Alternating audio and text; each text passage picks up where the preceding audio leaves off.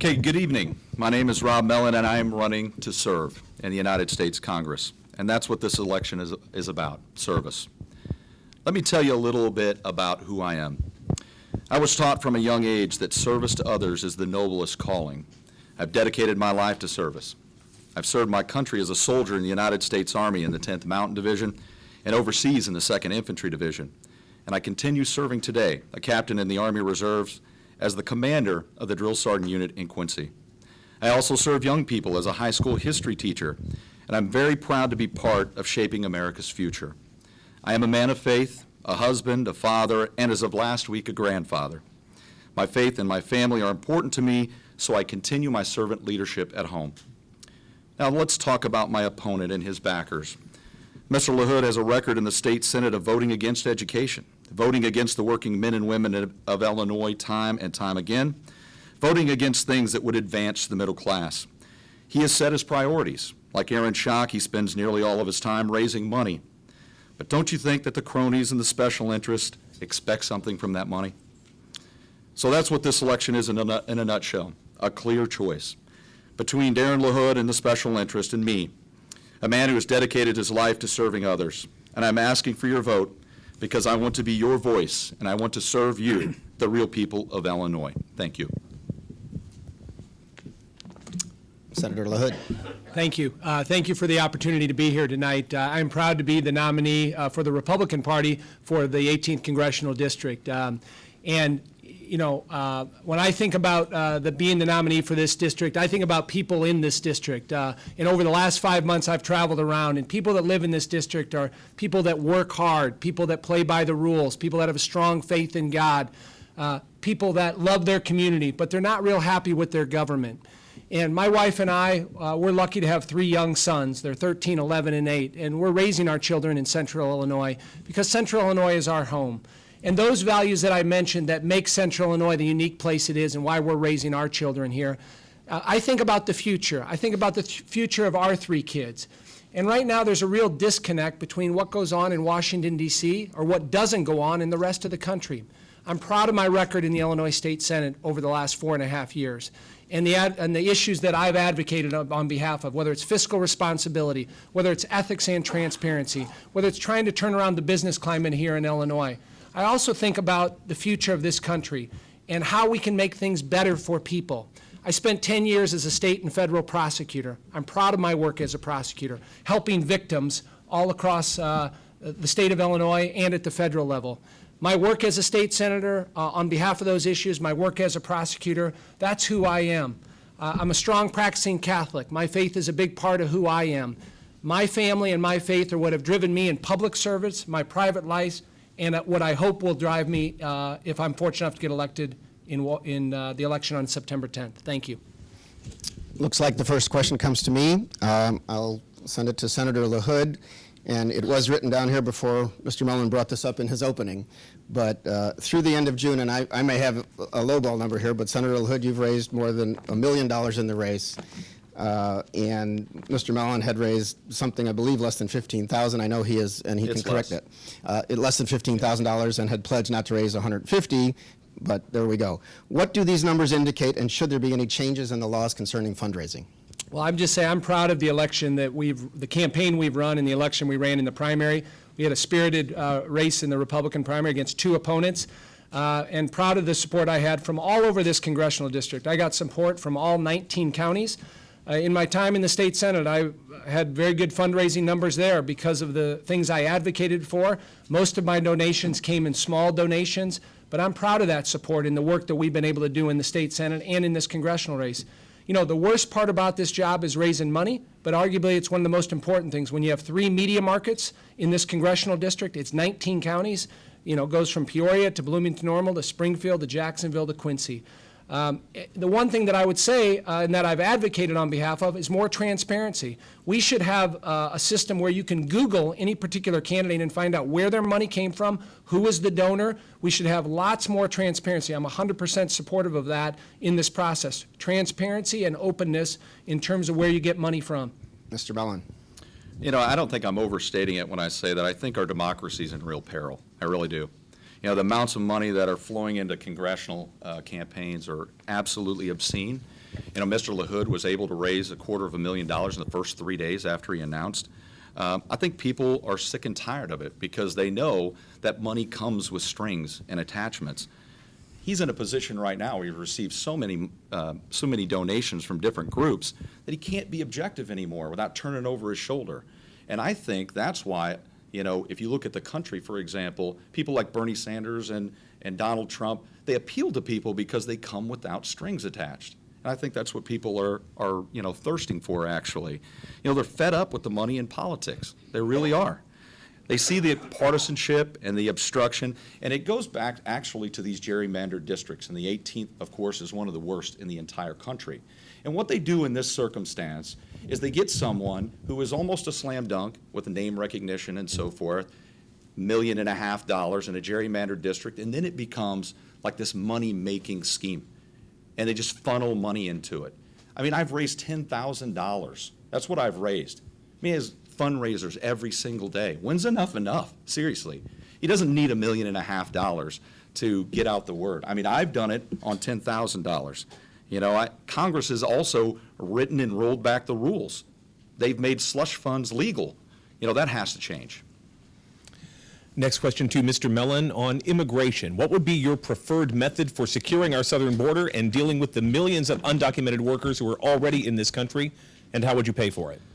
Well, I think our current immigration policy is like a real example of how the Congress is completely ineffective. We have not had comprehensive immigration reform since the Immigration and Reform and Control Act of 1986. And that law was based on a relative good idea. And the idea was, let's bring in the best and the brightest. But what it left out was these, you know, low-skilled laborers. There was no visa system for that.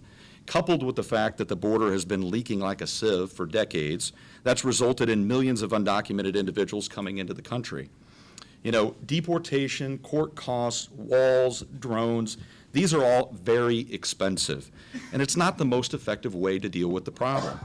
There's no question that we need to increase our border security, and we need more safety in that regard. But building a multi-billion-dollar wall is not the way to do it, and we know it doesn't work. We can fix our work visa system, streamline the process, deal with the backlogs that exist, and we can create a visa program for low-skilled workers that would go a long way to dealing our undocumented worker problem. You know, that's the wisest course of action. Senator LaHood? I think first and foremost, you got to secure the border. That's the first thing you have to do, and you have to stand up for the rule of law. As a former federal prosecutor, I'm in a unique situation. I've actually been in a federal courtroom and prosecuted immigration cases. I've sent people back to their country of origin by enforcing the law. Those two things have to be first and foremost. I do not support amnesty. I do support streamlining our legal immigration process. When you talk to people that have been through the process on the legal side, it can take anywhere from 4 to 7 years. That's way too long. We ought to be able to modernize that and make that more efficient so that people can get into this country. If you ever go to a naturalization ceremony and you see the folks that have come here legally, that played by the rules, did everything we asked them to do, passed the background check, they end up being our best citizens when they come to this country. We need to streamline that process. We have over 1 million people that come into the country by the legal process. So streamlining that, I'm supportive of. But I think you got to stand up for the rule of law. To take 11 million people that have been here and put them at the front of the line, that's undemocratic. It's unfair. You can't do that. And again, we have to spend the resources to secure the border. And to clarify, would you then deport those 11 million people? Well, I think you have to find a process where they have to go through the same thing that everybody that comes here legally goes through. That has to be the process. Could I address the deportation just briefly? Very briefly. Okay. Well, that's incredibly expensive to try to deport that many people. Well, what I would support are those who are here, who are willing to go to college or join the military, something similar to the DREAM Act. It could deal with a lot of the problems as well. All right. I want to go back to something that both of you referenced in your opening statements, which is your faith. And I'd like both of you, beginning with Senator LaHood, to explain how your faith influences your views on public policy and indeed specific public policies. Well, I would just say I'm proud to be a strong practicing Catholic. I went to a Catholic grade school, Catholic high school, Catholic college. We're raising our 3 children Catholic. And, starting from a very young age, whether it's my personal life or professional life or public service, the values that I learned through my faith drive me in those three things, and I'm proud of that. And whether it's the issue of life, I'm a strong supporter of life. Proud to have the endorsement of the national right to life in this issue. That's something that's driven me. When you've been there, when my wife had our three kids, that's very, very powerful. But also, you have to have a foundation for who you are. And for me, that faith is a part of who I am, and goes. When I think about decisions that I have to make and there's many challenging decisions, falling back on my faith has been good for me as I've gone through my professional life, and will continue to do that. And Mr. Mellon. Well, I have a similar background. I went to Catholic grade school, high school, and college. So as a Catholic, I'm called when someone falls to reach down and lend them a hand and lift them back up. When somebody's hungry, I'm called to help feed them. And when someone needs love, I'm called to love them. As a Catholic, that's what I'm called to do. And since the idea of pro-life came up, I would contend that I'm the only pro-life candidate running. Pope Francis has said that the unborn child in the womb is the most concrete example of innocence. I actually believe that. I do believe that. But on the question of life, it has to be much more than that, not just the birth of a child. Mr. LaHood considers himself a staunch pro-life advocate. As a member of the state Senate, he's voted against education and feeding children. He's voted against expanding health care to low-income families. He's voted against, child care to working people to keep them out of welfare. The list goes on and on. You cannot consider yourself truly pro-life, in my view, if you do not support a full life of social justice and promote the sanctity of life and not just birth. You cannot be pro-life and support the death penalty, for example. That's why I say I'm the only true pro-life candidate in the race. We will go on to the next question, and I know you can each use some of your other time to respond to things if you wish. This goes to Mr. Mellon first. You have called income inequality the greatest problem facing the country and have said that individual tax brackets for the highest earners could be raised from less than 40% now to near 50%. Is this still your view, and why, and wouldn't more taxes stifle business development? Well, according to the Simpsons-Bull Commission, they said that increased taxes on the middle class was the only thing that would stifle real development. I do believe that income inequality is the most significant issue that we face today. If you look at the disparity between the rich and the poor, it hasn't been this bad since 1928. And what followed that was the stock market crash and the Great Depression. Throughout the 50s, the 60s, and into the 70s, we had a growing and expanding economy, the fastest growing and the most developed in the history of our country. But that's changed since the 1980s. And that's due to the fact that our economy has shifted. We've moved away from a more manufacturing-based economy to a more service-based economy. And then in that economy, the lower wage workers have been left out pretty significantly. If you look at the richest family in the country, the Walton family, they have more wealth, just one family, than the bottom 40% of the entire country. This just doesn't make any sense. It's morally wrong, and more importantly, it's economically not feasible. Our communities depend on the purchasing power of the middle class. If things don't change in a significant way, our communities are never going to recover. We're going to have 5 businesses closing for every 1 or 2 that opens. We can do better than that. We have to do better than that. Senator LaHood, I know I directed that at Mr. Mellon, but on income inequality and tax brackets. Yeah, I would just say, I think Illinois is a good example of how you don't run things as a state in terms of promoting business. The government shouldn't be in the business of, supplying jobs, but they should create the atmosphere for the private sector to flourish. And that's what the government should do. There's such uncertainty now with the economy. People don't know whether we're going backwards or we're going forwards. But we have to figure out how we get the economy to not 2% growth, but 2.5% or 3 or 3.5% growth. And I think you do that with good public policy. You do that with tax reform. You do that with regulation reform. I think you do that with reducing labor costs. We continue in Illinois to hemorrhage jobs, opportunity, and people out of the state because we haven't had good public policy here in the state for the last 12 years. And this is a good example of how not to do it. Many other states around us have made those changes. We still have an $8 billion deficit. We have one of the worst business climates because we haven't made those changes. Fiscal discipline, bringing more transparency and ethics into government. and again, promoting the private sector. You know, Caterpillar is a great example. They're the largest employer in the state of Illinois, 22,000 workers. They haven't built a plant here in 10 years. Now, they've built 5 of them, all in other states, mostly in the South, that have strong business climates. Can you imagine if we had those 5 plants here in Illinois, if we change things around? That's what brings income inequality back, good private sector jobs. Income inequality back, Is it- labor Hang on one costs, are you second, kidding me? please. I just want to Let's- say, what that means Well, hang- is, no, please, reduced Mr. labor Mellon? costs means everybody in here makes Let's- less money. That's what that means. I'd Just so like you to know. actually follow up with that point, with this question directed first to Senator LaHood. To that point, because again, not only are we seeing jobs go to other states, but in fact to other countries, labor costs sometimes cited as an example there. So I would like to have you follow up on what you mean by that, and what other strategies would you use to try to keep those jobs here in America? Well, I would just say, again, I go back to my point. I mean, you look at what states around us in the Midwest have done. They all have budget surpluses. They all have an economy that's booming. Illinois doesn't, because of our restrictive policies here in Illinois. I mean, it's not rocket science. You look at what these other states have done. At the federal level, you know, again, you got to look at how do we promote the private sector, less regulation. You know, Caterpillar continues to lay off workers because of, you know, the regulation, whether it's the carbon emissions or clean energy, those programs. But more regulation equals less jobs, and we have to look at the times in our history here in the country where we've had a booming economy. It's been when we let the private sector flourish, and we're not doing that right now. We need to focus on that to make Illinois that great state we know we can be if we have good public policy in place. Mr. Mellon, your response. Well, he talks about, you know, those types of plans that he has, and the greatest example of that is Kansas. It's a disaster. It's an absolute disaster. It's a wreck.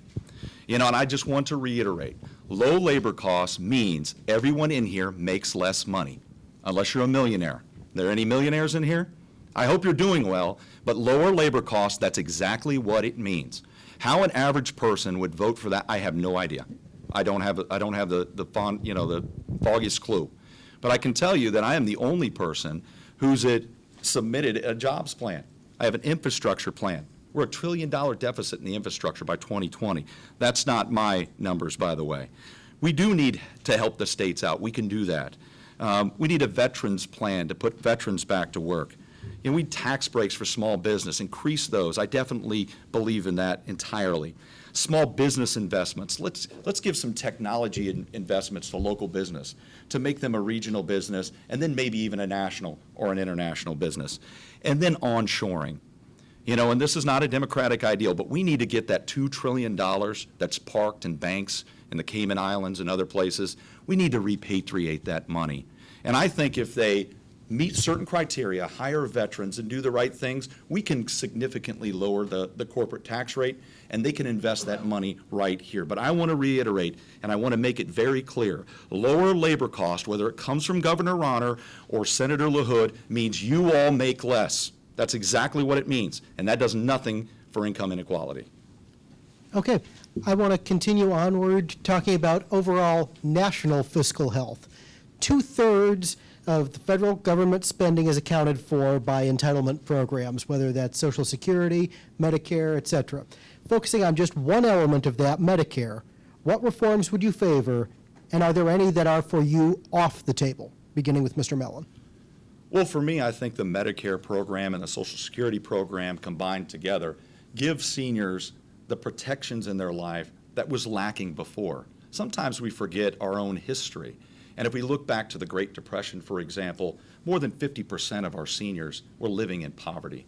And the plans that have been put in place since that time period, Social Security and you mentioned Medicare, are incredibly important. I think we can look at some reforms in Medicare, but we have to be careful. We know that it's really expensive. The best way to do it is to deal with the overall health care costs that are going on in the country. And health care reform is going to address some of those concerns, and hopefully that will fix some of the concerns that we have with the cost of Medicare. But if we decide we're going to bump up the retirement age, you know, for example, for someone qualifies for Medicare to 69 or 70 or something of that nature, we have to really consider those who are working in coal mines and in factories. What's it like to work a lifetime in a coal mine till you're 70 years old before you can draw? You know, to me, what that means is they want to work us all until we die. and then they don't have to pay into it at all. I truly believe we have to live up to the promises that have been made to our seniors. And if you ask me, we can make the commitments through Medicare and Social Security with some reasonable choices. We don't need to throw the whole thing out or change it substantially. And if you vote for the other side, that's exactly what's going to happen.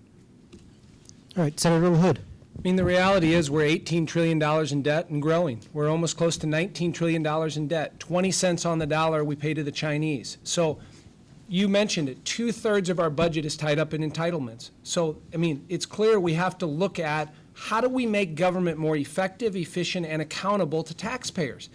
And so when you specifically ask about Medicare or look at Social Security, looking at means testing, thinking outside of the box, being creative, you know, we have to look at that. I think about myself. I'm 47 years old. People are living a lot longer. I personally would be looking at, you know, raising the retirement age to maybe 69 to receive your benefits for Social Security or Medicare. We have to think about that and alter appropriately. But to sit back and say do nothing and let the federal government grow and grow and grow, you can't do that. It's a disservice to our kids and our grandkids. That's a debt that's going to be left with them. And when is enough enough? I mean, 18 trillion going to 19 trillion. We can't keep going down this path. Fiscal discipline has to be there. Fighting two wars unfunded don't help. Okay. This one goes to Senator LaHood. Since same-sex marriage became legal in Illinois, more than 250 such couples in Sangamon County alone have been issued marriage licenses. You said that you would seek a constitutional amendment to overturn the Supreme Court decision legalizing same-sex marriage nationwide. Do you still want to do that, and what happens to those newly married couples? I would just say I voted in the state Senate on the same-sex marriage issue. I think sanctity of marriage is between one man and one woman. I voted against the bill, and I stand by my statement of supporting the constitutional amendment. So what happens to the couples who got married? Would they be unmarried? Is that what you would prefer? Well, I mean, proposing a constitutional amendment, I mean, I support that. If that happened, that would change the Constitution and, you know, would overturn the law. Mr. Mellon.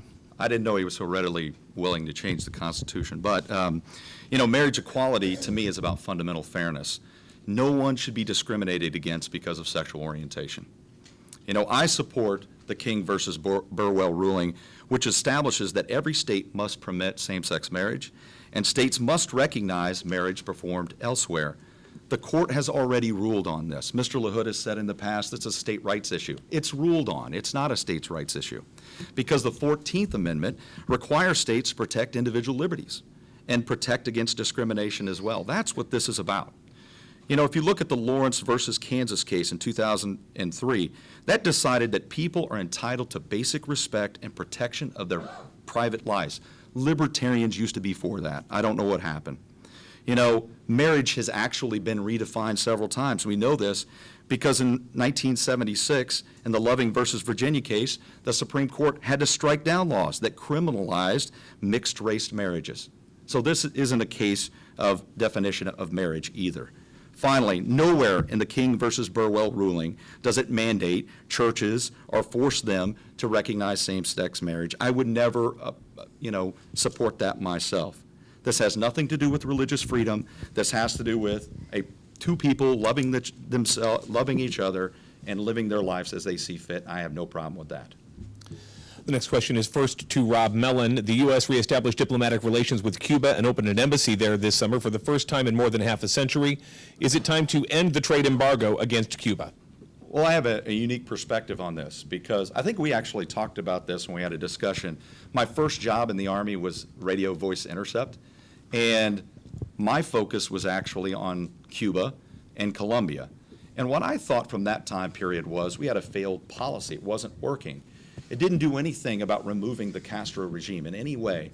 And so I thought, just in my mind, that the best way to get people to accept democracy is to allow them, you know, American ideals. Let's open it up. Let's trade with Cuba. I would contend within 5 years, if we completely opened up Cuba, we would have a democratic Cuba. I completely believe that. Continuing on with a flawed, failed policy doesn't get us anywhere. They're 90 miles off our coast. This is an easy thing to fix.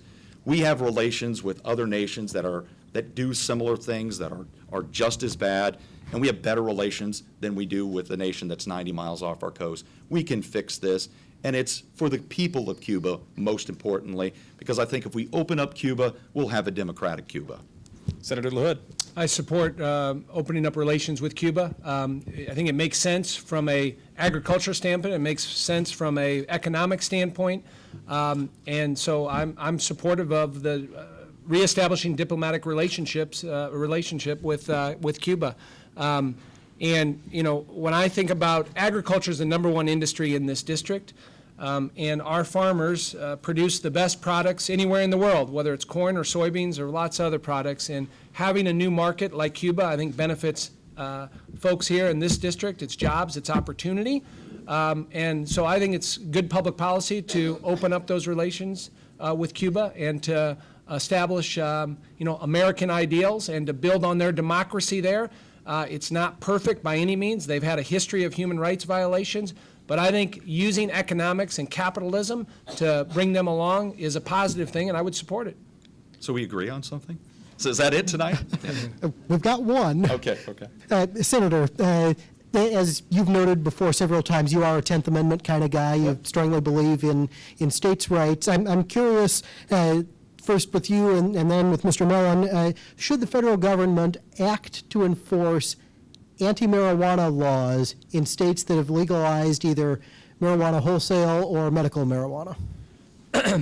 Well, I think you got a couple things going on there. You're right. When it comes to the 10th Amendment, in letting states be the laboratory of democracy, I'm supportive of that.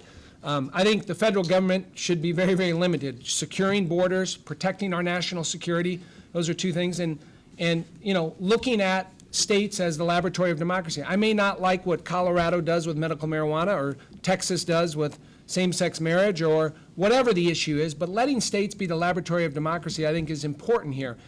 But you got to remember, we have federal laws on the books pertaining to controlled substances. So you got to look at either repealing those laws. Those laws are on the books, and we're exploring that right now. So obviously, the Obama administration has taken a blind eye to this. They've told the Department of Justice not to enforce the law when it comes to states that have passed medical marijuana or recreational marijuana. But, the uncertainty with that could change pretty quickly. So, either you got to think about repealing those laws that are on the books, or, you got to enforce them. Would you be in favor of repealing them? I would have to look at what that would mean in terms of other drugs. I mean, is that marijuana? Does that include cocaine? Does that include other harder drugs? I mean, I think that's a debate that is a slippery slope that I think could be dangerous. Mr. Mellon. Well, I don't think it's dangerous for Colorado. Colorado's made those distinctions pretty easily. They didn't legalize cocaine, and so I agree in this aspect of letting states decide. I believe in federalism to a certain degree. I also believe that if you have good government, you can accomplish things. We know that's the case. We look back at our own history. It's the government that established the GI Bill. It's the government that established Medicare. It's the government that established, the post office. That's going really far back. It does some things well.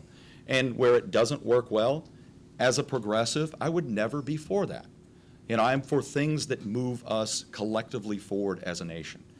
And in terms of the medical marijuana, like I said, I think I would leave it up to the states and let them decide what they would like to do. I think it would be incursion on states' rights issues, in my opinion, if we would do anything against that. So I'm not in favor of repealing them. I'm also not, against a state that decides that they want to, make it illegal. But I know that our prisons are full of individuals who've been arrested and had these nonviolent crimes. These things can be fixed. We don't need this burgeoning prison population. It's a sore eye on our democracy, and that needs to change. Next question directed first at Mr. Mellon. I'm going to do a Springfield-centric one. There's been a kind of a push for about 50 years or so by some in Springfield to build a second lake as a second water source. There's Army Corps of Engineers and EPA need to approve that. Would you advocate for those federal agencies to approve plans to build a second lake as a backup water source for Springfield? Mr. Mellon. Well, I'd have to look into that more specifically. And the one thing that I would say as a hallmark is people would trust me to be their next congressman, I'm very thorough and thoughtful. I want as much information as I possibly can. I don't bring these ideological positions in where I'm, immovable, I guess. So I would have to look at that more specifically, but I would tell you in general that I support infrastructure improvements. They are sorely lacking, not only in Springfield, but in other parts of the country. I'm sure that we'll talk about infrastructure in the future, but that might be something that I certainly think that we can use money for. And I want there to be a very clear, position here that we do have money. When we go back to the wealth and income inequality, with billions and billions of dollars flowing into the top few, there is money out there. There's no money if we continue with the same tax structure we have. But if we change that, there is money for infrastructure. If we change our priorities, we can take care of things like that. Senator LaHood, Lake 2. Yeah, I would just say, I'm a big believer in letting local officials decide local issues. Having a federal congressman come into Springfield and tell you, what you should or shouldn't be doing, I don't think is the Well, right. this is a question of the city council wants to do it. Would you advocate for it then and see if you can get federal approval for it? If there's consensus here locally with the city council and the people in Sangamon County that they want that, I'm going to be a strong advocate for that at the federal level, whether it's working with the Army Corps of Engineers or EPA or whatever agency that is. Part of this job is being a strong vocal advocate for the district. How are we moving our cities and our congressional district forward? And if that's something locals want, I'm going to be an advocate. This is live coverage of the 18th Congressional District debate. Republican Darin LaHood, Democrat Rob Mellon on News Talk 970 WMAY in partnership with the State Journal-Register. Our next question now to Senator LaHood. Actually, whichever one of you is victorious will be landing right in the middle of the federal budget battles. Senator, would you be willing to force a government shutdown in an effort to defund Planned Parenthood? Well, listen, I think whenever you think about a government shutdown, it should be at the very last resort. So I don't think we should get in the habit of shutting down the government because it has real ramifications for people and companies and opportunities and the economy of this country. And I think I've mentioned this before. When you think about what would justify shutting down the government, I think you almost have to have some type of catastrophe out there that would threaten the United States. So that's the framework that I would look at going forward. But I'll just tell you on the Planned Parenthood, the facts are, amazing here and absolutely sad and tragic when you look at the harvesting of body parts by Planned Parenthood. I think there needs to be a full investigation on this. People need to be held criminally liable that were involved with this, if in fact that reveals that. But it's astonishing that in 2015, there's an agency that gets funded with taxpayer money that's involved with the harvesting of babies. Mr. Mellon. What I would say is we have to be very careful if we talk about the government shutdown. I can promise you I will not shut down the government. I would never vote to shut down the government. And then times of catastrophe, you would want to shut down the government? That is when it's needed the most. That is completely illogical. I cannot think of a single circumstance where the Congress shouldn't be doing their job. And if they shut down the government, they are foregoing their most basic responsibility to do their job. And I really fear, I really do, that if Mr. LaHood is elected, there's going to be a similar vote like that. And you could craft any sort of catastrophe in your mind. They recently did it with Planned Parenthood. It could be something else in the future. I can pledge to you that I would never vote to shut down the government because it is my job to fix problems, not to close off the government and go home on vacation. All right, Mr. Mellon. Illinois lawmakers tend to be at their most effective on local and regional issues when they work together. Bearing that in mind, what current member of the Illinois delegation would you try to emulate if you were elected, and why? To be honest, I don't have a lot of faith in our elected officials right now. If you look at the Congress, it's completely dysfunctional.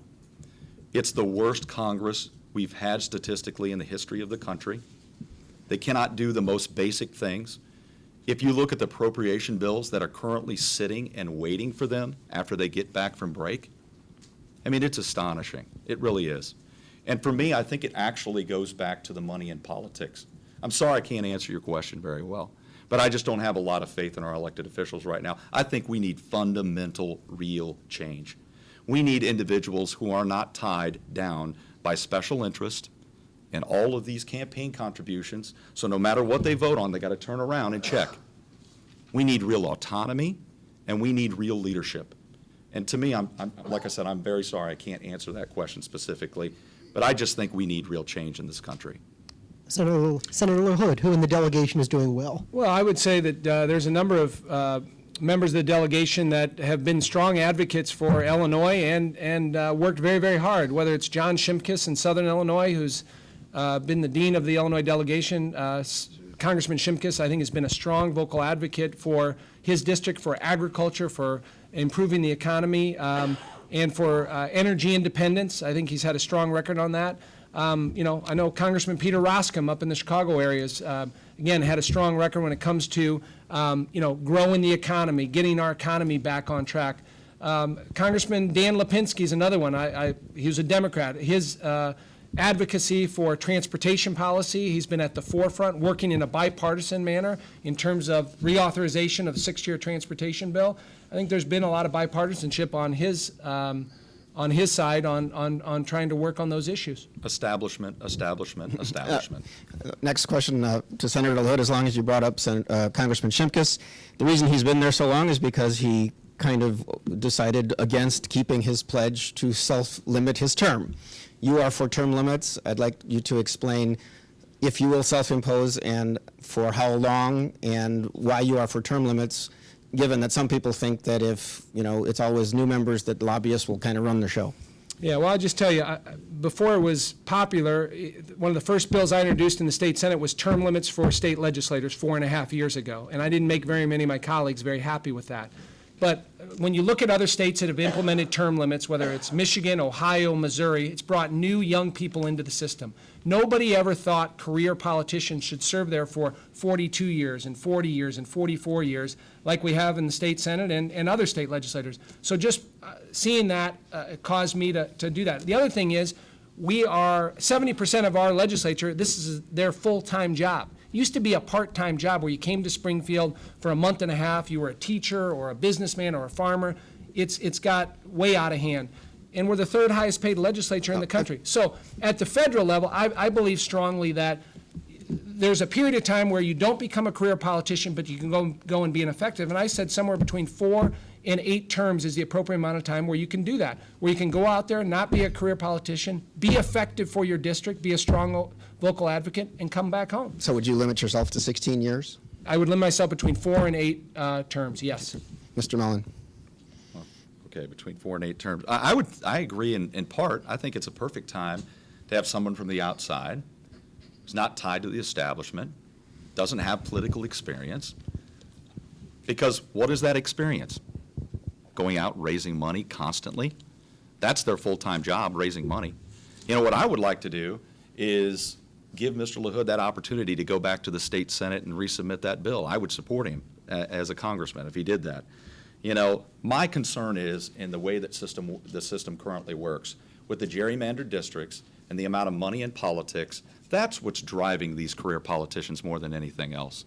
If we could effectively change the way that we district, get rid of these gerrymandered districts, not just in Illinois, but across the country, out of the 435 seats that are in contention every federal election, there's probably about 20 that are actually relatively close and competitive. That's the problem in this country. We could fix that. If we could fix that, we could fix this idea of term limits. Wouldn't even be necessary. I would just say as a follow-up, I'm a strong supporter of the Fair Map initiative. I want it to be on the ballot next year. How we change the gerrymandering system with a commission, I think, is important. But not just in Illinois. It's got to be in Ohio, Indiana, Pennsylvania. So as a congressman, he's thinking in Illinois, but as a congressman, you have to think much larger than that. Okay. And I would push for Gentlemen, thank you those both. districts. Next question to Mr. Mellon. Should the Iran nuclear deal be approved, or what would you propose in its place? If you look at the Iranian deal, I am not willing to say that I would accept the Iranian deal today. I need a lot more information. Like I said, that's how I function. I want to get as much information as I possibly can. But I will tell you, I'm inclined to accept it because I see the Iranian threat in 4 ways. The nuclear threat, which they haven't developed yet, but the nuclear threat. The expansion of their fundamentalist philosophy throughout the Middle East, that's a real concern. The conventional threat and the sale of weapons from China and Russia, that's a threat as well. And the state sponsor of terrorism.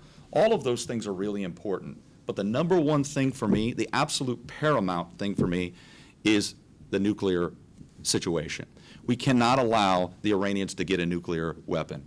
And I would be as hawkish as any member of Congress to deny them from getting that, because what it would lead to is proliferation in the Middle East, and that is what would lead to a clear danger to the United States. So I would have to look at the deal, and the next Congress, when they go back, our next congressman, hopefully it's me, can look at that information and make a good choice. But we have to focus on limiting their centrifuges, limiting their nuclear material, and that's why I'm inclined to support it. But like I said, I'm not willing to say without doing my due diligence first. Senator LaHood. If I was fortunate enough to get elected, I would oppose the Iranian deal. I mean, the facts are as follows. You know, for 25 years, the Iranian regime has been a state sponsor of terrorism, not only in the Middle East, but all over the world. They continually talk about wiping Israel off the face of the earth, death to America and almost everything that they put out. And you second that with, they have a supreme leader that is a religious leader, that everything that he talks about is anti-American, anti-Israel. And for as much as they talk about democracy in Iran, the supreme leader has veto power over everything. And you couple that with the fact that if this deal goes through, they're going to get an influx of about $80 to $100 billion in cash. Who knows what that's going to be used for? This regime for 20 years has not complied with any rule put down by the United Nations, by the EU, or the United States. Nothing has been complied with. So now we're going to sign a deal that says, okay, we know you haven't followed any rule, done anything, but we're going to trust you now. This is not the time to do that. We should have negotiated further in this deal, got more concessions. There should be much more oversight than there is in this deal. I cannot support it. I think it makes the world a more dangerous place. All right. Whichever of you is elected will go to Washington, D.C., vote on behalf of your district. But if one of your constituents has a question or a problem, they're more likely to deal with a frontline member of the staff in one of your district offices.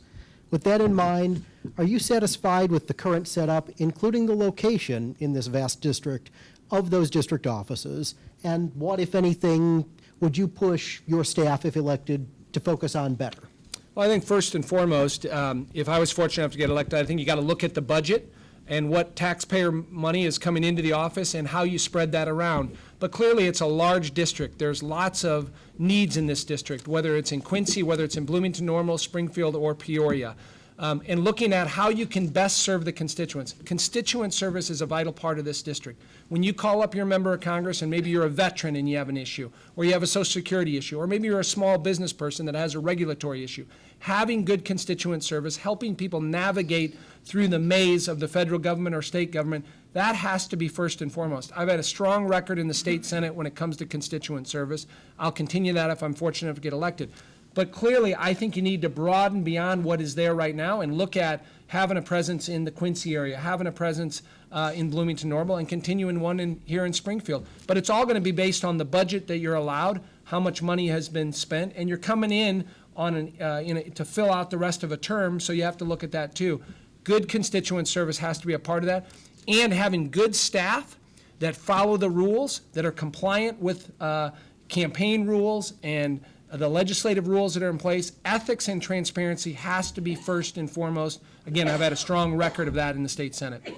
And Mr. Mellon. I just want to remind everyone that we have no district offices right now because the Republican elected official that we had to resign in disgrace. So we don't have any offices open right now.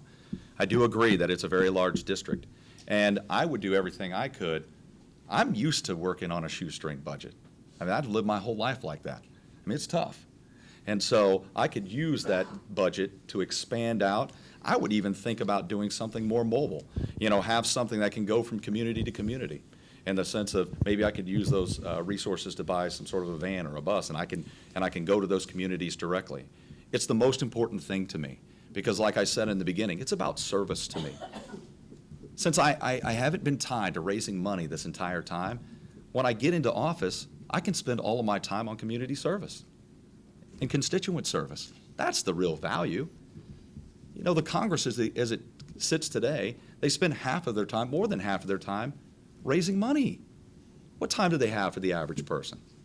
And I guarantee there are people in here that try to contact Congressman Schock or others, maybe even Senator LaHood, and they talk to someone and they get pushed aside. You know, it's about priorities. That is one of my number one priorities. So I can absolutely guarantee you, because I'm unfettered and I don't have those strings attached, I can spend all of my time on constituent service.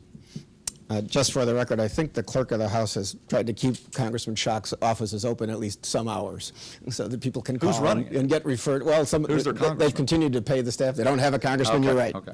Anyway, directed at Mr. Mellon, I know this is always a touchy subject, but there was another national story just today about people getting shot. We don't know where the gun came from, terrible situation. But just one specific on this, and if you wish to expand on the issue. Should background checks be mandated for all gun show purchases anywhere in the country? Mr. Mellon. You know, I'm a strong proponent of the Second Amendment. I truly am. But at some point, this has to stop. There's so much violence. 90% of the country supports background checks. There needs to be a seamless process with some connectivity. That's common sense. We can do that and protect people's Second Amendment rights, and then that would give us some protections from those people who are designed to do harm or have an inclination to do harm, prevent them from getting the weapon as best we can. Can we knock it out entirely or eliminate it? No, but we can do the best we possibly can to make sure that the current laws that are on the books are enforced. And right now, we know that that's not the case. You can look at the news. Like you said, there was another situation of a mass shooting. 3 people, I think, got killed in Virginia just today. It seems like every day or every other day something like that's happening. There's been a devaluation of life. You know, that's the saddest thing about it, just in general. I want to protect people's Second Amendment rights, but we have to work together. We have to come together as a collective and say, how can we fix this, instead of playing politics? And on this issue specifically, it is a complete political football. It's there every single election. No resolution is there so they can use it for elected purposes, you know, when campaigns come rolling But around. yes on background checks, right? Yes. Okay. Senator LaHood. I'm a strong supporter of the Second Amendment. I think the laws we have in place are sufficient now. I think there's many mechanisms in place. You know, whether you're restricted from owning a weapon, whether you're a convicted felon or been convicted of domestic battery or you have mental illness, I think we need to enforce those laws that are on the books right now. Well, what about if you can go to gun shows and not get a background check, they won't know that? I think the current laws that are in place are sufficient. And I would tell you, if you look at the incidences where these have occurred, many of these people are deranged people. We don't know this particular incident, but disenfranchised workers, people that have mental illness. I'm all for using taxpayer money to fund mental illness, to get to people that need that. Taxpayer money should be spent on that. But the Second Amendment is very, very clear in the language and what the forefathers put in there. And I think the laws we have on the books need to be enforced. The Obama administration continues not to enforce federal firearms laws, and they need to be enforced. We have so many gun laws on the books, and none of the gun laws that have been in place have been enforced to the fullest extent of the law. I think we need to have that. That's because the ATF Again, and please, the to law stay with enforcement has format, been let's just continue defunded. on. It's Next been question defunded. is for Senator LaHood. Back to the issue of labor costs. What should happen to the federal minimum wage? And please, if you could specify an amount where you think it should be set now and perhaps, say, 5 years down the road. Well, I think where we have it at now is sufficient. You know, if you look at what's happened because of that, states are now taking action. Cities are taking action. Chicago just passed a city ordinance to raise their minimum wage to $15 an hour. They want to do that, and elected officials can live with that. Let them do that. They did that in Los Angeles. I mean, right now in Illinois, we're $1 above the federal minimum wage already. And so, you know, if the people here in Illinois want to raise that minimum wage, they should be able to do that. I think the federal minimum wage is sufficient for now, and let states and municipalities and cities, if they want to raise it, they can do that on their own, and they'll be accountable to their voters and taxpayers. Mr. Mellon? $7.25 is sufficient. I mean, that's sad. It really is. You know, most importantly, we have to start with the basic premise that no one who works for 40 hours a week in the greatest country in the world should ever live in poverty. These are working people. You know, currently, millions of Americans work a full 40 hours a week. They play by the rules, like Mr. LaHood says, but they still qualify for welfare. That's flat wrong. I mean, that's just flat wrong. And we have to start arguing the facts about minimum wage. Half of all minimum wage workers are working full-time. Half. The average age of a minimum wage worker is 28 years old. Did you guys know that? 28. And 90% of minimum wage workers are over the age of 20. So we have to start arguing the facts, not generalities, facts. You know, those against the increase in the minimum wage, they try to say it's bad for business. It's simply not true. Nearly every state in the union has raised the minimum wage above the national average, and it has a positive impact. It's about purchasing power. That's the most important thing. We want to fix our communities and create job and commerce. We have to give the average person more purchasing power. And this goes to it. This is not going to push these people into the middle class, but it will increase their purchasing power. And like I said, no one who works for 40 hours a week in the greatest country in the world should ever have to live in poverty. Okay. Mr. Mellon, roads, bridges, rail corridors, airports, all of them take tax money to build and to maintain. What is your infrastructure plan to adequately fund all of those in the future? All of those, yes, yeah, I agree with all of those. You know, and I'm calling Show me for- the money. Yes, okay. You know, I'm calling for the Congress to step up and appropriate the money. It's sorely needed for our crumbling roads and bridges. We have more than 70,000 bridges in this country that are considered or classified as structurally deficient. 70,000. And those bridges are supposed to be inspected annually. The Quincy Bridge, the Memorial Bridge, hasn't been inspected since 2010. My family drives across that bridge. And that is the direct responsibility of the Congress to make sure that funding is there. You know, if it were a hurricane or an earthquake or some other natural disaster, the Congress would act immediately. You know who I got that from? Ray LaHood. That's who I got that from. You know, we need that level of urgency. We need the level of urgency that Ray LaHood established when he was, you know, he served so effectively as our Secretary of Transportation. We cannot wait for another bridge to collapse before we act. We need a comprehensive, long-term transportation bill.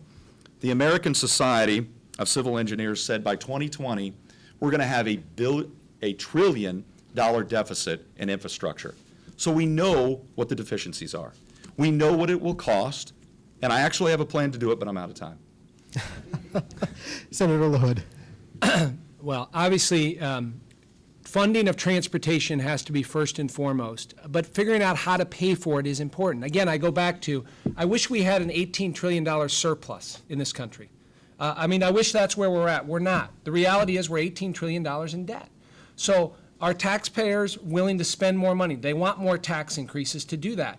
You know, I don't think people have a lot of confidence in the federal government because we haven't had a very good track record of watching people's money at the state level or the federal level. So when you think about a transportation plan, I'm all for it. I want a 6-year plan. I think Representative Paul Ryan has come up with a plan that I think will be brought to the Congress this fall on taking the repatriation money that's been held offshore. I think that's a great way. About $500 billion in infrastructure. Wouldn't raise taxes, could be used. Now that would fund for 6 years. I would be supportive of that. I want to look at the details of it, but I would be supportive of it. This congressional district, transportation is vital. Whether it's the rail consolidation going on here in Springfield, whether it's our roads and bridges throughout the district, whether it's our rail system, our locks and dams, between agriculture and our great companies in this district, we need good transportation in this district. I'm supportive of that, but I think you got to think outside of the box. I think you got to look at tolling, you got to look at private-public partnerships. I think you got to look at repatriation to fund it at this point. Can I say would I pay for it? We're almost out of time. We have to stay with Okay, because I mean, I do have a plan to pay for it. And I really need to cut the drama here. So, Senator LaHood, who is your favorite musical artist and why? I've seen the Rolling Stones a couple times. I like them an awful lot. And Mr. Mellon? Okay, it's the boss. Some of you may have known that from my politics, but it's Bruce Springsteen. I've seen him several times It's an amazing show. I would encourage anyone to go see The Boss. And next the time you 40th see it. anniversary of Born to Run this year as well, as a matter I of listened fact. to it on the way here, on Sirius. Gentlemen, we are out of time. Thank you both so much for your candid answers to these questions. It is now time for closing statements. And again, with the pre-arranged coin toss before the debate began, Mr. Mellon will go first. You know, I'd like to end my remarks tonight in the same place I started, with a commitment to go forward and serve the people of Illinois. And if they will give me their votes and that chance, I will serve them effectively. You know, many people say we can't win this election. We don't have hundreds of thousands of dollars to get our message out to the people of Illinois. And too often, elected offices are basically sold to the highest bidder. We see that all the time. As Mr. LaHood could tell you, $1.5 million buys a pretty big megaphone, and it can drown out a regular guy like me. But the people of Illinois are sick to death of Mr. LaHood's style of politics, and just politics in general. They know that huge donations don't come without strings. This is the story we've seen before, over and over again. Career politicians and cronies like Aaron Schock. But wouldn't it be something in this district and in this election if we decided to go against that trend and go against the money in politics? Listen, I know it's a really big fight. Mr. LaHood and his money, they're a Goliath. And I can tell you, the only way David wins this one is if we get out and vote. But it's not enough just for you to vote. I need you to get your friends out to vote. That's the only way I can make up for the disadvantage in spending. I want to serve the interest of the workers, the teachers, the firefighters, the farmers, and all the working people of Illinois. And I promise you, I will make you proud. And finally, a closing statement from Senator LaHood. Well, thank you for the opportunity. Great to be here. And again, I'm proud to be the nominee in this race for Congress. And, you know, this is you get a real sense of responsibility in running for Congress in terms of the challenges we have at the federal level. And again, I'm proud of my record in the state Senate over the last 4.5 years, standing up for the core issues, whether it's fiscal responsibility, smaller government, term limits, ethics and transparency in government. That's what's driven me in public service. And it's not always been conventional, and I've been independent-minded in the state Senate, and I'm proud of that, proud of the race that we've run here. And again, I think about our 3 kids that are young, and I think about the future of this country, that future of how do we make the next generation better than we had it.